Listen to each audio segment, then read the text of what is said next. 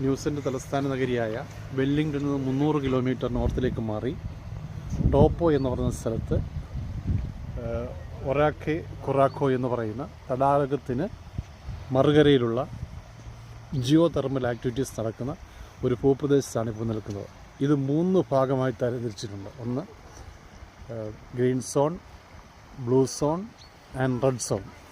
ഇത് വളരെ അപകടം നിറഞ്ഞ ഒരു പ്രദേശമാണ്. എന്നാൽ ധാരാളം സഞ്ചാരികളെ ഇത് വളരെ റെസ്ട്രിക്ഷൻ വിധേയമായി ഇവിടെ കടത്തിവിടുന്നുണ്ട്. ഭൂമിയുടെ അന്തർഭാഗത്ത് രൂപീകൃതമാകുന്ന തിളച്ച വെള്ളം അത് മുകളിലേക്ക് വന്ന് പൊട്ടിത്തെറി പല ഭാഗത്തുണ്ടാവും.